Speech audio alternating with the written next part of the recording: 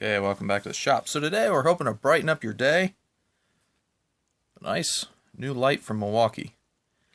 So this is a new, they call it a ROVER. You can see the branding here, ROVER. M12 service and repair floodlight with charging for USB. So this is pretty nice. The head swivels and it feels pretty solid. It doesn't feel like it's, gonna fall off of there when you turn it. It doesn't click or anything like that, but it has must have a friction plate in it or something that keeps it from just dangling wherever you turn it. It does indeed stay to where you turn it to. I happen to have a 6 amp hour battery on it, so there we go. It has some nice magnets here in the back, and they're nice and strong. It also has a keyhole here in the back that you could hang this on something if you're around that wood stuff or aluminum or something like that. Nobody's got that aluminum magnet. So if you're around stuff that's not magnetized, you could hang it on a little screw there or something like that. There's just your regular nameplate stuff, but you can see this thing swivels quite nicely. They're saying it has a 2.1 amp output on the USB here, and we'll play around with that. Maybe we got something here that we could test that out with. They say it's rated for 9-foot drop. Now that's also probably going to be subject to how it falls on the corner of the battery and the corner of the light, whatever. But you try not to drop stuff like this, but the reality is sometimes things like this take a tumble, so that's good. They accounted for some drastic descent in a gravity test. So and they also put a decent amount of overmolding on here for the rubber, so if you're grabbing it or something like that, you got a little extra bite on there. So they say it's 700 lumens, and that there's two settings. There's the 700 lumen setting. I don't want to blow the camera out. There's that one there, and there's this one, the 250 lumens.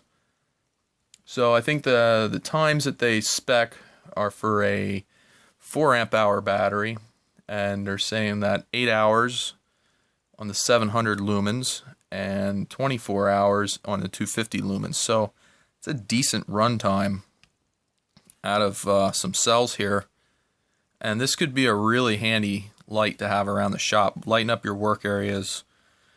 Something that I find pretty important anymore. I used to work in a lot of dark work areas, and it really does strain on the eyes and everything else. So, having good lighting makes a difference. So those are the specs that they have. Whether or not you can get it, I don't know. But,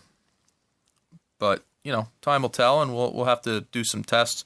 Depends on your batteries, how many times they've been charged, everything else. Some loose numbers, but I mean, if you could actually get 8 hours out of the full brightness, that's pretty decent amount of light, really. And the 250 lumen isn't really that bad either. So here we can maybe do a nice blowout of the camera. There's the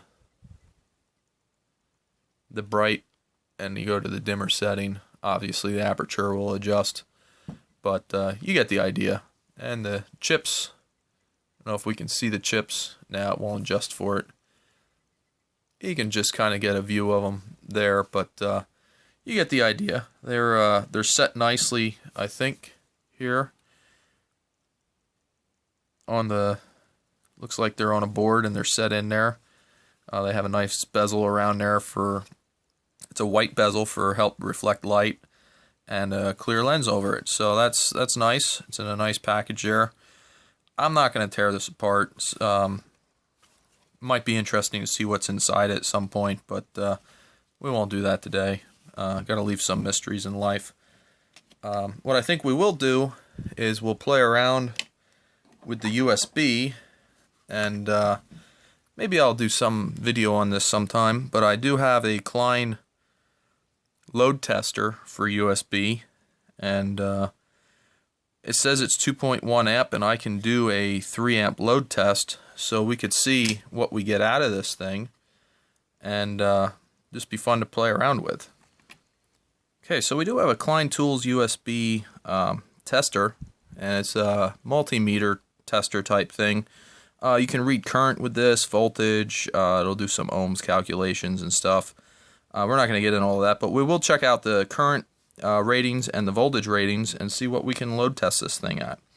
So it's just a regular USB-A, and you can pass through, plug in another device. Maybe we'll do that too, see what we get. So here's our power supply here, and we got the USB little port off here, and that's just retained by a rubber dealie there that may or may not hold up long term.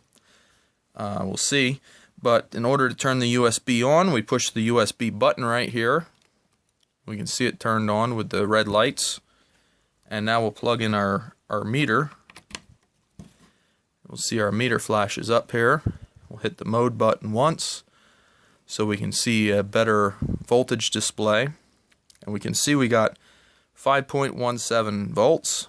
It's not reading any current right now because we didn't put a load on it yet. So this thing advertises a 2.1 amp power supply. So what we'll do is we'll do a load test, and we'll do that with this button here. That's 0.5 and this is 2. So let's load it with 2 amps. You can see there that it's loading to 2 amps. It passed a 2 amp load test, and the voltage sagged down to 4.99 volts. Not too bad. We don't really have anything else to compare to, but I don't think that's all that bad considering, you know, it's a 2 amp load and what we're talking about here, a 5 volt system. So let's, for the fun of it, let's go to 3 amps and see if we either trip a thermal in the power supply. Shouldn't hurt nothing, but it'll have protection, or if we can get something else more out of it. So here we go.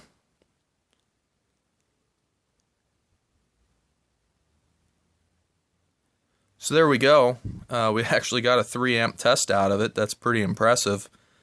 And the voltage did sag a bit more. As you can see, we sagged another tenth of a volt, something like that, 4.89 volts. But we did get 3 amps out of it, so it's actually, according to this test, we're getting more than the advertised voltage out of it, which is kind of neat, or I should say current. They advertise 2.1. Now this is a short-term test. I don't know what the circuitry in this tool is that it could say you could supply 3 amps long-term, or what. You know, that's all stuff that's subject to debate, but at least in this snapshot in time, we had a 3 amp load test, and you know, that's pretty neat. So that's fairly impressive for what we got here. So what we can do now is we have a USB device. There we go. And a regular USB-A cable here at this end. And we'll plug that into our meter, just like that. And I gotta hit the mode button, and we'll see what kind of current this will draw. It's going to range there. You can see we got 5.11 volts. And it's hanging around the 6.8, 6.0 range there. And that's not necessarily speaking to the charger. That could be the age of the battery in this camera, or the cable that I'm using, or anything like that. We're just seeing that, you know, the power supply is actually working, and it's charging a device, and we're just playing around with stuff here. So real world on a micro that's been used quite a bit. That's what we're seeing as a charge. This is an older device with a pretty old battery that's had a lot of cycles through it.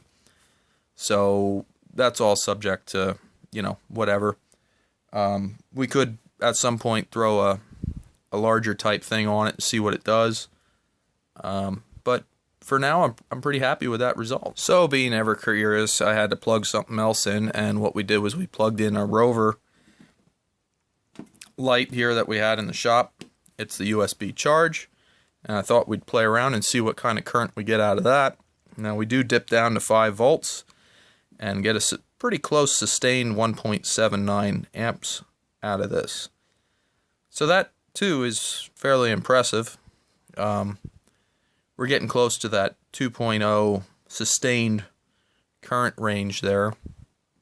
I think it all depends on your device and what you have hooked up, but I think that's pretty conclusive test there. That's pretty fun. We can charge a smaller device with a bigger device and have lots of light. So either way, just thought we'd play around with that and see what we got. So I guess to wrap this up, final impressions here on this tool. I do think it's a nice tool, and I look forward to using it in the shop. The magnet that's on it is good and strong. It has a nice affirmative, set to it. It doesn't seem like it's going to have any issues with the strength magnet and the battery weight or anything like that. The head is nice and fluid in its movements. The control interface is nice and easy. You control the light with this button, and you control the USB with this button. It is pretty simple, easy to understand. Everything's overmolded. If this gets a little wet, there shouldn't be any issues there. This in itself, this is rubber inside here, and that sits over top of this plastic raised part here, so that if this did, you have that sitting on there and the water did get in there, this is all molded around here, you wouldn't get rubber or water into there. So that's good. You may get water into the casement through this piece here. I don't want to speak on that. It's, if there's a little hole, water finds its way in. So I wouldn't suggest submerging this thing. But if you got caught out in a drizzle with it or something like that, I don't think I'd be overly afraid of it. I think it would hold up pretty well. So there we go. Hopefully a quick look here at the new light from Milwaukee. Pretty happy with it. First look at it. And hope you guys enjoyed the video, and we'll do some more stuff like this coming up. Thanks for watching. Have a great day.